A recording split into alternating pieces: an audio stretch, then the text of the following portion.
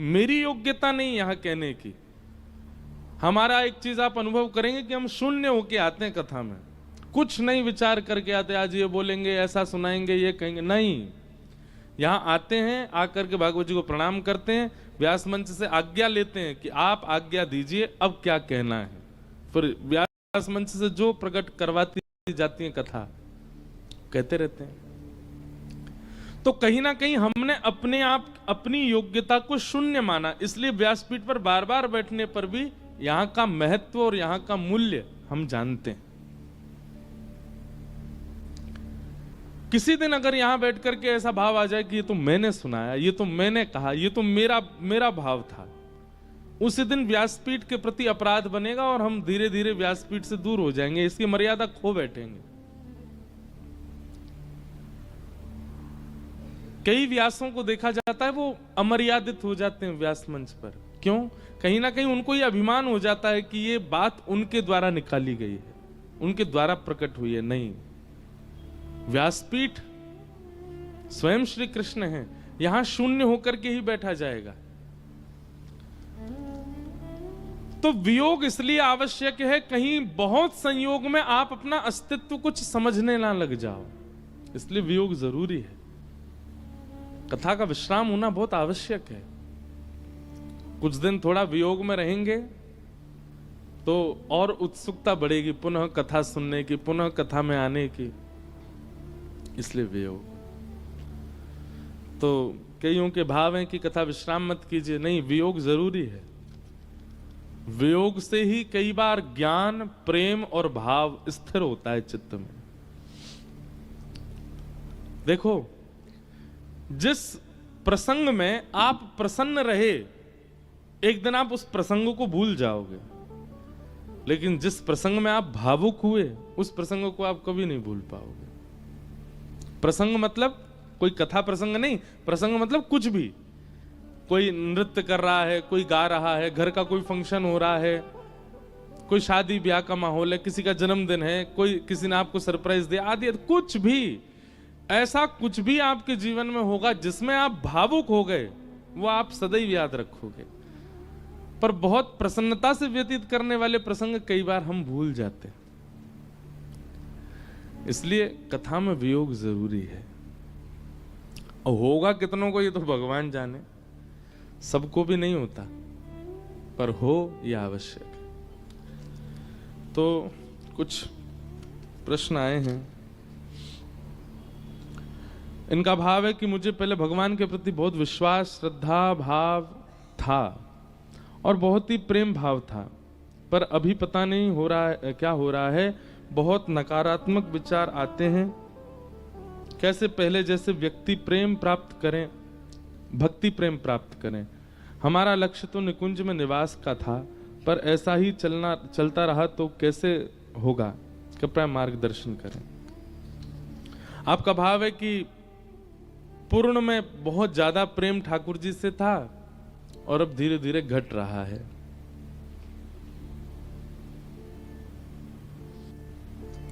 दो कारण हैं। पहला कारण तो अभी जो मैंने बात कही, वियोग ना देना स्वयं को। वृंदावन का महत्व कई बार तब समझ में आता है जब आप वृंदावन से दूर रहते हो। अतिशय वृंदावन में, अब हमारा जन्म वृंदावन का है, पर शायद हमसे ज्यादा तो बाहर के लोग वृंदावन जाते होंगे, हम इतना कम जाते हैं। 21 दिसंबर को घर से निकले हैं हम, 15 मार्च को घर जाएंगे। वृंदावन से 21 दिसंबर को निकले, मार्च में जाएंगे। कई लोग तो दिल्ली के हजारों लोग ऐसे हैं जो हर दिन वृंदावन जाते हैं, हर हफ्ते वृंदावन जाते हैं। हमारे संघ वाले भी बीच बीच में राउंड मार रहे हैं वृंदावन का, हमारा तो वो भी नहीं हो रहा है। कई बार अति संयोग जो होता है ना, वो प्रेम को घटा देता है, इसलिए कई बार वियोग देना आवश्यक है। और दूसरी बात, पूर्व जैसा प्रेम ठाकुर जी से ना बने रहने का कारण है वैष्णव अपराध। हमने अनेक बार कथाओं में बताया। आपको द्वारिकाधीश बहुत प्रिय लगते थे, प्रसाद के प्रति बहुत निष्ठा, कथा में बहुत मन लगता था, पर अचानक से अब मन आपका उखड़ने लगा। निश्चित ही आपने किसी भगवत भक्त का अपराध किया। वैष्णव अपराध से ठाकुर जी के प्रति भाव कम होने लग जाता है, प्रेम कम होने लग जाता है। बड़ी प्रसिद्ध कथा हम सुनाते हैं। एक महापुरुष थे वृंदावन में, वो नेत्र बंद करके श्यामा श्याम का नित्य विहार दर्शन किया करते थे। परंतु एक बार उन्होंने अपने मानसी भाव में क्या दर्शन किया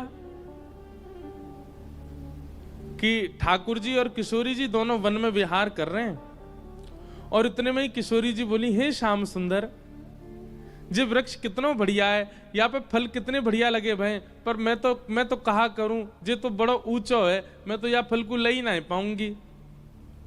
ठाकुर जी बोले, आपको फल प्रिय लगा? श्री जी बोली, हाँ मुझको बहुत प्रिय लगो। सोई ठाकुर जी ने कहा कियो, दोनों हाथन से ऐसे उछल के डाल पकड़ी और डाल नीचे झुका दी। और ये महापुरुष दर्शन कर रहे हैं अपने मानसी में, और डाल नीचे झुका दे। किशोरी जी से बोले, ले फल नीचे आ गयो, अब तोड़ लो याकू। श्री जी ने फल तोड़ा, फल मुख से लगा के उसका अधर रस पान किया। कुछ पुष्प लिए, पुष्प लेकर के अपने केश में लगाए।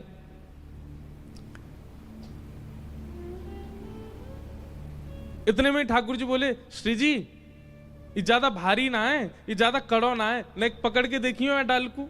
श्री जी ने जैसे ही डाल पकड़ी, सोई ठाकुर जी ने छोड़ दी। अब जैसे ही ठाकुर जी ने छोड़ी, सोई श्री जी लटक गई वासों। अब वो डाल ऊपर गु गई, अब श्री जी ऐसे बातें लटक गई। अब ठाकुर जी जोर जोर से हंसने लगे, बोले, आए आनंद आए, बड़े प्रेम से फल तोड़ने, बड़े प्रेम से पुष्प निकाल के चयन कर रहे हैं, यो ना लगी ने को नेक सो लाला इतनी बड़ी डाल को पकड़ के इतनी देर तक खड़ो है, अब पता चली। अब या दृश्य को वो महापुरुष देख रहे थे, और देखते देखते उनको बहुत जोर से हंसी आने लगी। इतनी जोर से हंसे, उसी समय उनकी कुटिया के बाहर से कोई विकलांग ब्रजवासी जा रहा था। उसके पैर, एक पैर नहीं था, वो बेचारे लंगड़ा के चल रहे थे। और उसी समय इनकी हंसी निकली, तो बाहर से जाते हुए उस व्यक्ति ने मन में विचार किया, ये मेरी दुर्बलता पे हंस रहे हैं, मेरी चाल पर हंस रहे हैं, मैं ऐसे लंगड़ा के चल रहा हूं इसलिए इनको हंसी आ रही है। केवल उसके चित्त में ये भाव आना कि ये मेरी दुर्बलता पर हंस रहे हैं, इतने मात्र से उन महापुरुष के चित्त में जो प्रिया प्रियतम की लीला चल रही थी वो अंतर ध्यान हो गई। अब यहां तो जानबूझ करके नहीं किया, फिर भी वैष्णव अपराध लग गया। वैष्णव अपराध आप करते हैं तो ही लगता है, ऐसा भी नहीं है। कोई वैष्णव सोच ले कि इसने मेरा अपमान किया है, यह भी एक वैष्णव अपराध है।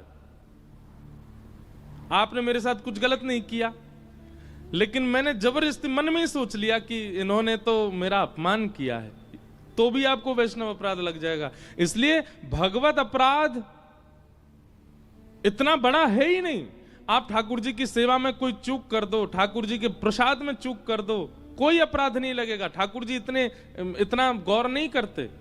पर भगवत भक्तों के प्रति तो बहुत सावधानी रखनी पड़ती है, क्योंकि इतनी सी बात भी उनको बुरी लग गई तो अपराध लगेगा। और उस अपराध से होता कुछ नहीं है, बस एक ही काम होता है, ठाकुर जी के प्रति जो आपका प्रेम है वो घटने लग जाएगा।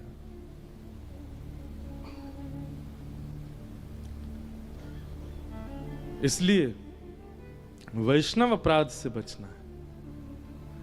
अब आप कहेंगे, महाराज जी वैष्णव अपराध तो इतना सूक्ष्म है, अब ना जाने किस किस को हमारी बातें बुरी लग रही होंगी, कहां तक बचें इससे?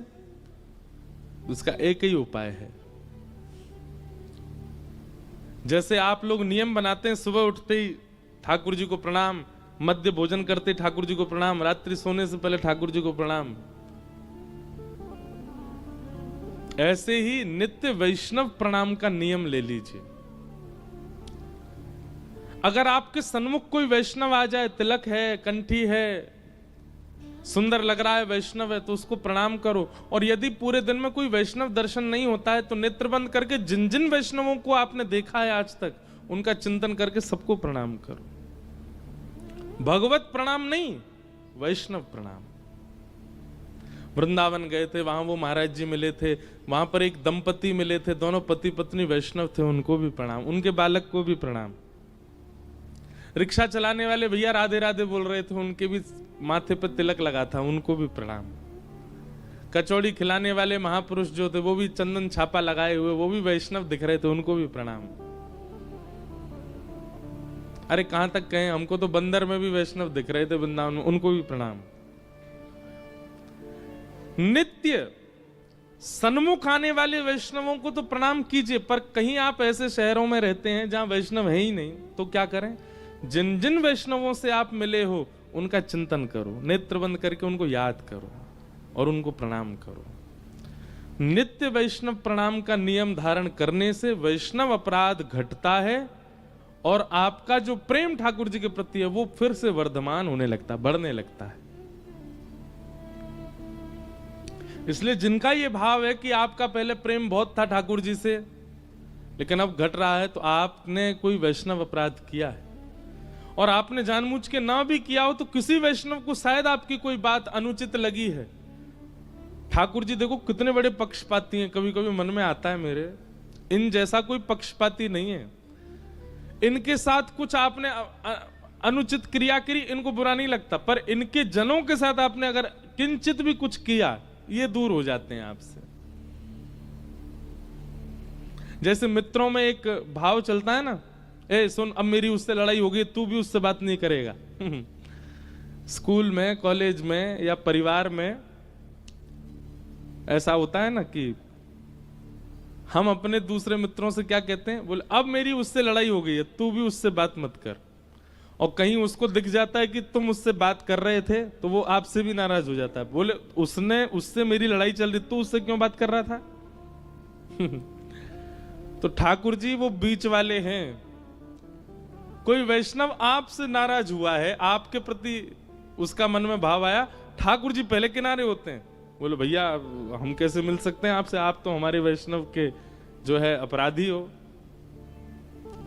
इसलिए भैया भोग में चूक हो जाए चलेगा, श्रृंगार में चूक हो जाए चलेगा, सेवा में चूक हो जाए चलेगा, नाम जप में चूक हो जाए, पाठ में चूक हो जाए चलेगा, पर किसी वैष्णव भक्त के प्रति चूक मत कीजिएगा। और इससे बचने का एक ही उपाय है, दिन में और रात्रि में जो जो वैष्णव आपके चिंतन में आते हो सबको प्रणाम करो, सबसे क्षमा मांगो। और फिर भी अगर आपका प्रेम नहीं बढ़ रहा हो, या तो द्वारिका में या फिर वृंदावन में, अयोध्या में, जगन्नाथपुरी में, जहां आपका मन करे, एक वैष्णव भोजन कराइए, असंख्य वैष्णवों को उसमें बुलाइए। वृंदावन में जाकर के खूब सारे महात्माओं का भंडारा करा दो,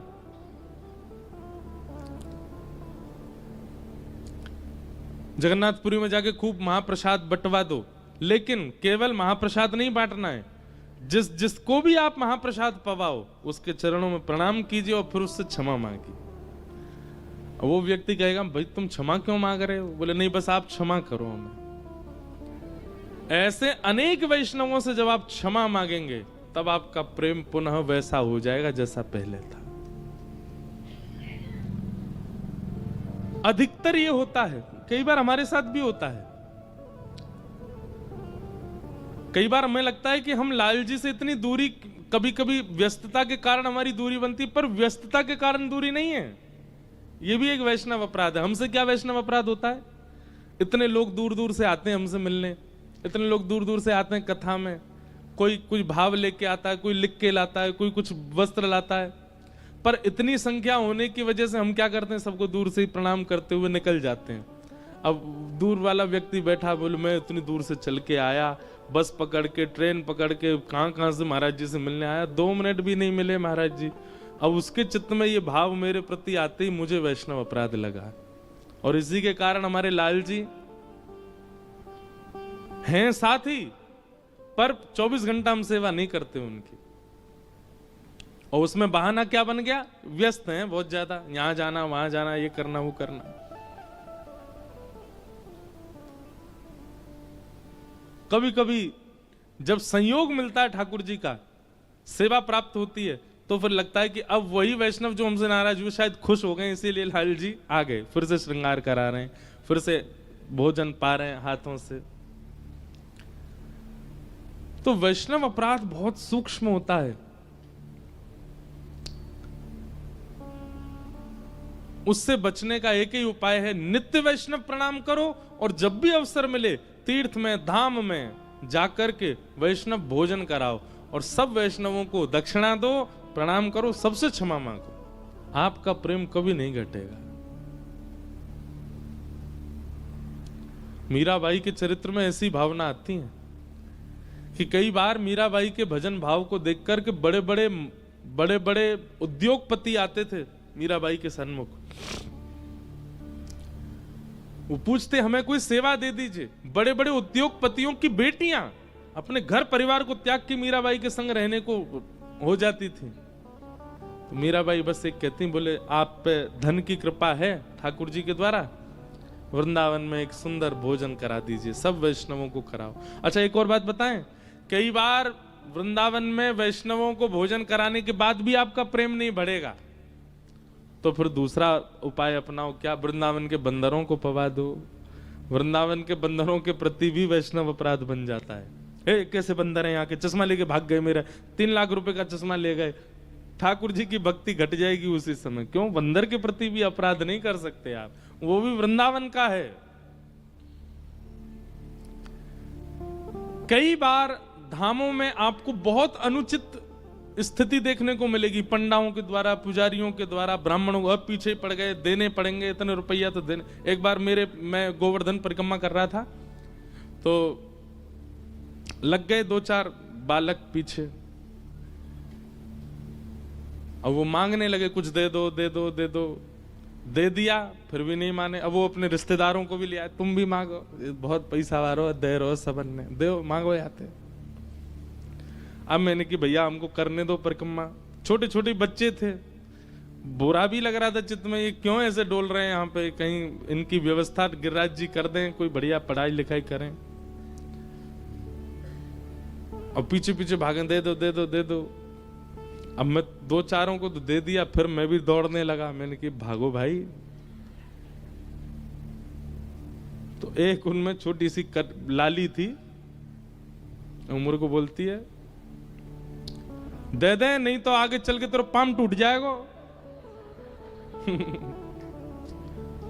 दे दे, नास पीटे तेरा मुंह टूट जाएगा। अरे मैंने कि भैया इतनी बद्दुआ मत दो। 1-2 चीज और भी कहीं, वो नहीं बताऊंगा मैं मंच से। तो अब वहां पे भी लगता है कि भाई ये भी एक वैष्णवी हैं, तो वृंदावन के। तो वैष्णव अपराध बहुत सूक्ष्म है, इसलिए उसका एक ही उपाय, ये जितने भी वैष्णव भक्त हैं, हमारे भक्तमाल जी में तो मुझे वो पद याद होना चाहिए था, तो मैं सुना था। उसमें एक ही पद में कितने भक्तों को प्रणाम किया गया है।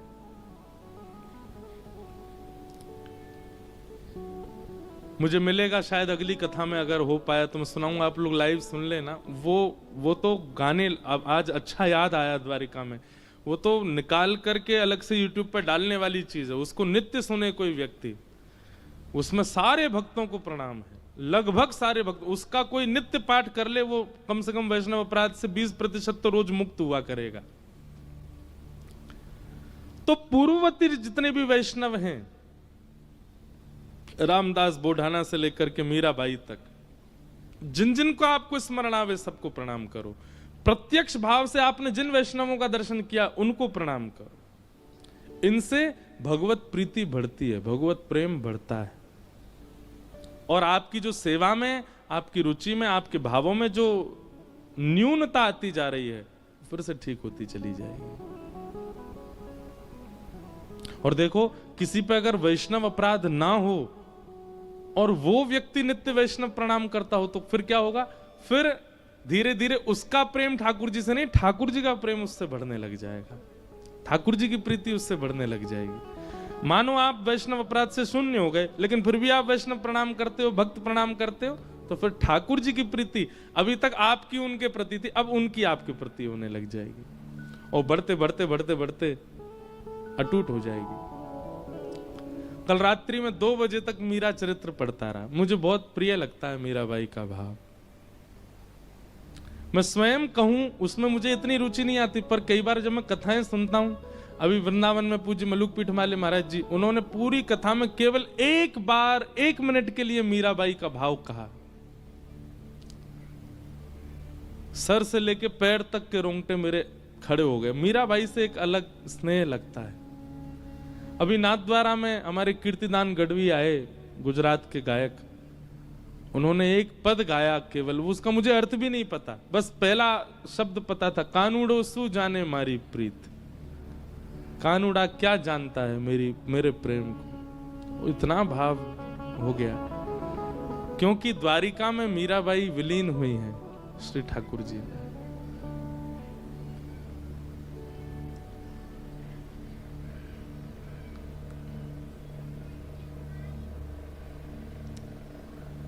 मीराबाई द्वारिका ठाकुर जी की आज्ञा से आई थी। वृंदावन में निवास करती थी मीराबाई।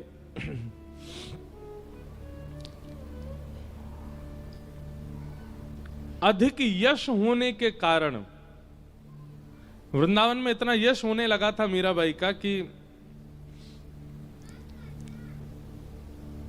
अब उनको वृंदावन से जाना ही था, क्योंकि वृंदावन में लोग इतनी संख्या में आने लगे मीराबाई को देखने के लिए। तब मीराबाई ने मन बनाया कि अब कहां जाएं। तब ठाकुर जी ने आज्ञा की द्वारिका जाओ। द्वारिका में आकर के मीराबाई रहने लगी। यहां पर एक ऐसा प्रसंग भी आता है, महादेव जोगी का वेश धारण करके आते और मीराबाई के पास आके सत्संग सुनाते। कई भाव बताते हैं, रुक्मणी जी, जामवती जी, सत्यभामा, ये सब रूप बदल बदल करके आते थे मीराबाई से मिलने के लिए। ऐसी स्थिति क्यों बन गई? क्योंकि अब मीरा ठाकुर जी से प्रेम नहीं, ठाकुर जी मीरा से प्रेम करते हैं।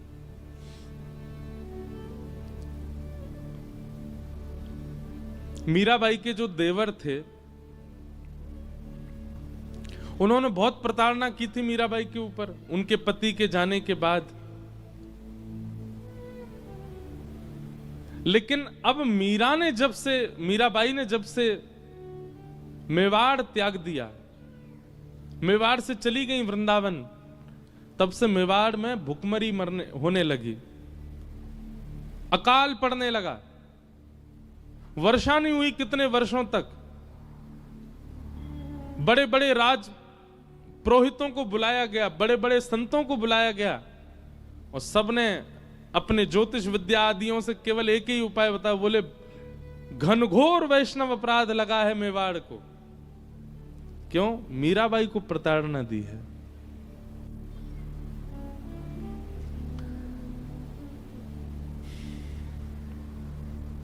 अब बोले एक ही उपाय है, मेवाड़ को यदि सुरक्षित करना है तो मीराबाई को वापस बुलावाओ।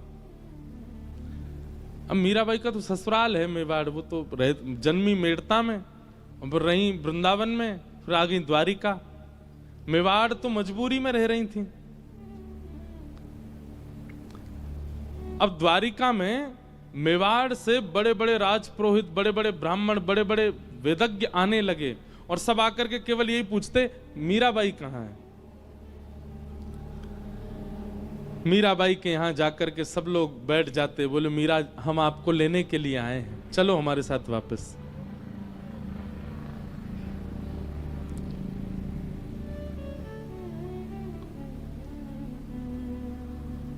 मीराबाई कहती, अब मैं थक चुकी हूं, अब मैं वापस नहीं, मैं मिलने के लिए आई हूं ठाकुर जी से, दूर होने के लिए नहीं आई हूं। खूब प्रयास किए पर मीराबाई वापस नहीं गई। तब आपके देवर ने, राणा ने, बड़े बड़े पुरोहितों को भेजा और कहा, आपके परिवार को मैं इतना धन दूंगा, आप जाके द्वारिका में अनशन पे बैठ जाओ, बोले या तो हम प्राण त्याग देंगे, नहीं तो मीरा हमारे साथ चलो वापस। यहाँ बड़े बड़े पुरोहित आए, आकर के मीराबाई के, अब मीराबाई तो कक्ष से निकलना ही बंद कर दिया उन्होंने, क्योंकि जैसे ही निकलती हैं सब पीछे पड़ जाते हैं, चलो वापस चलो वापस। मीराबाई को किसी ने जाकर के बताया, बोले मीरा, समुद्र के तट पर, गोमती के तट पर सब राज पुरोहित अनशन पर बैठे हैं तुमको ले जाने के लिए।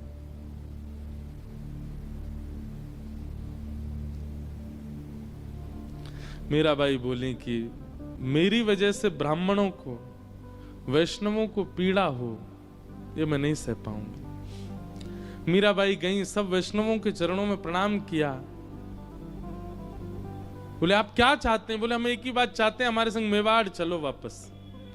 आपके बिना मेवाड़ का सर्वनाश हो जाएगा। मीराबाई बहुत देर तो रुदन करती रही, अब कैसे जाऊं उस स्थान पर वापस। अब स्थिति अलग हो चुकी है मीराबाई की,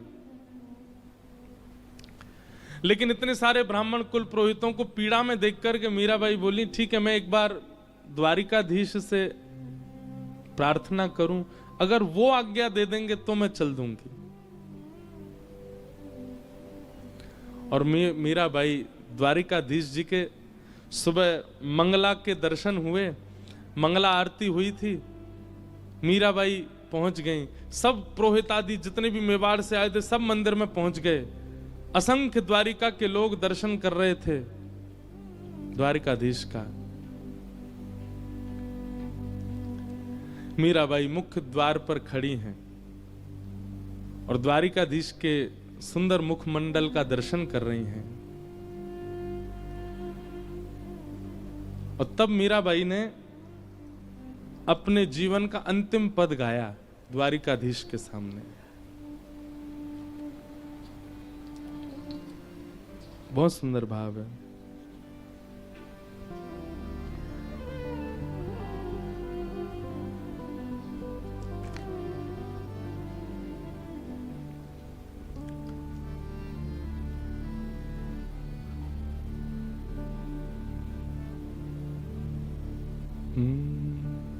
साजन सुध जू जानो त्यो लीज, साजन सुध जू जानो त्यो।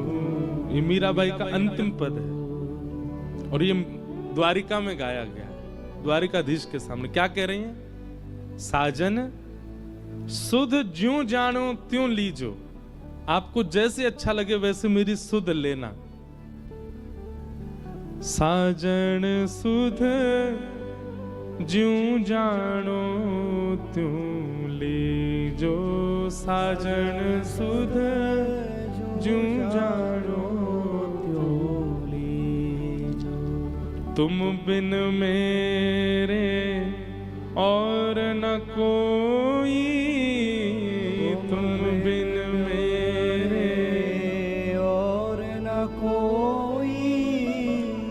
कृपा रावरी कीजे, कृपा रावरी कीजे। दिवस न भूख रैन नहीं निद्रा, दिवस न भूख रैन नहीं निद्रा। यूं तन पल पल छीजे, यूं तन पल पल छीजे। साधन साजन सुध जूं जानो तुम लीजे, साजन सुध जूं जानो तुम। इस पद में मीराबाई अपने संपूर्ण जीवन की पीड़ा कह रही हैं। बोले मैं थक गई द्वारिकाधीश, आपने कितना नचाया मुझे, मेड़ता से मेवाड़ भेज दिया, ब्याह करा दिया, मेरा पति पधार गए, उसके बाद इतना सब कुछ मेवाड़ में हुआ, वापस मेड़ता आ गई और फिर मेड़ता से वृंदावन बुला लिया, वृंदावन में निकुंज के दर्शन करा दिए, मीराबाई निकुंज में प्रवेश कर चुकी थी, ललता विशाखा सब लेकर के मीराबाई को जा चुकी, फिर वहां से फिर दोबारा वृंदावन भेज दिया, वृंदावन से अब द्वारिका भेज दिया। अब ये सब राजपुरोहित यहां पर ये अनशन में बैठ गए कि चलो वापस मेवाड़। अब तो मीराबाई हार करके कह रही हैं, साजन सुध जो जानो त्यों लीजे, साजन सुध जो जानो त्यों लीजे। अब भी विश्वास तुम बिन मेरे और न कोई, आपके अलावा मेरा कोई नहीं है। मेरा जीवन कैसा हो गया है, दिवस ना भूख, दिन में मुझे भूख नहीं लगती, रैन नहीं निद्रा, रात में मुझे नींद नहीं आती है। यूं तन पल पल छीजे, एक एक क्षण में मेरा तन घटता जा रहा है। पर मैंने आज तक आपके किसी भी भाव में अपनी टांग नहीं अड़ाई। आपने कहा वृंदावन जाना, गई। आपने कहा मेवाड़ जाना, गई। आपने कहा ब्याह करना है, किया। आपने कहा द्वारिका आना है, आ गई। पर नाथ, और ये अंतिम पंक्ति मीराबाई कहती हैं, मीरा के प्रभु गिरधर नागर, मीरा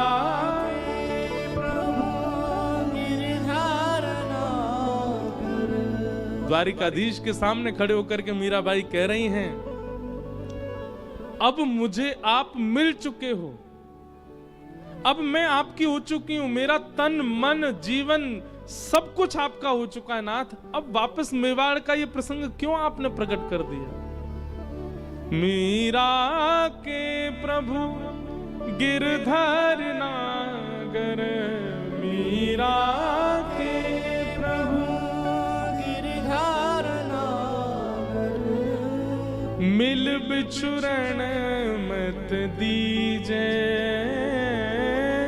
मिल बिछुरण मत दीजे। अब के बाद बिछुड़िए मत नाथ,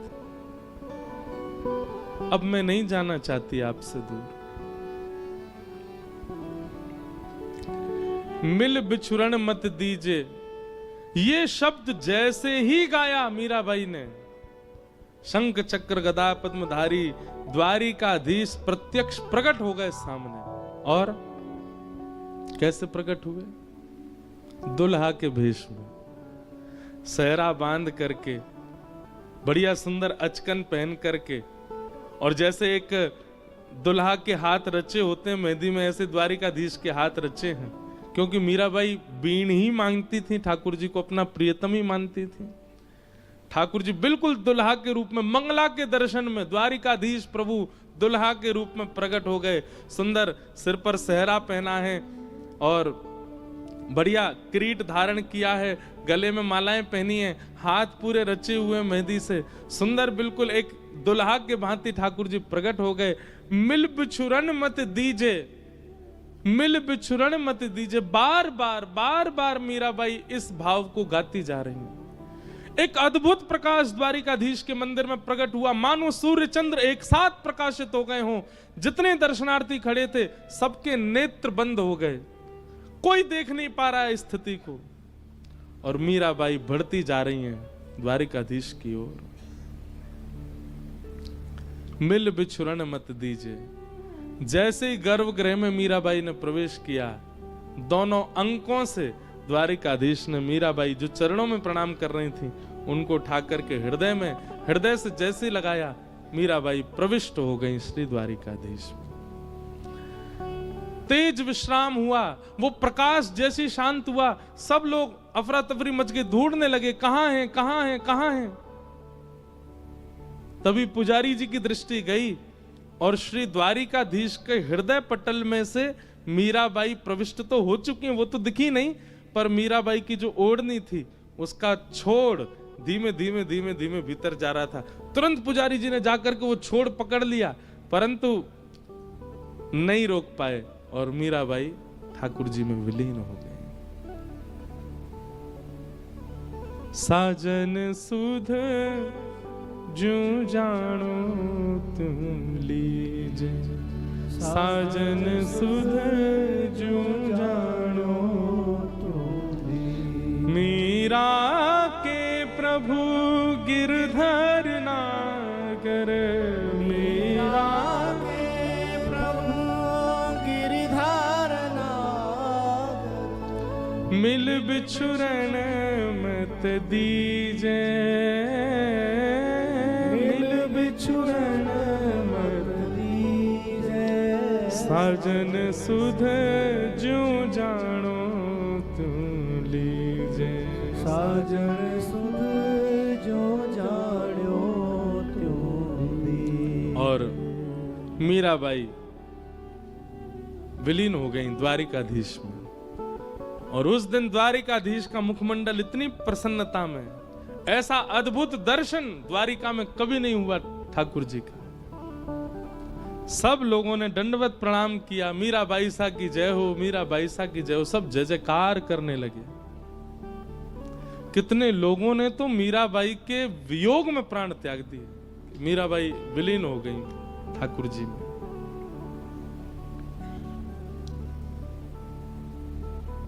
ये वो द्वारिका की भूमि है। यहाँ की पूर्ववर्ती कथा द्वापर की तो सब सुनते ही हैं, पर कलयुग में मीरा प्रविष्ट हो गई ठाकुर जी में।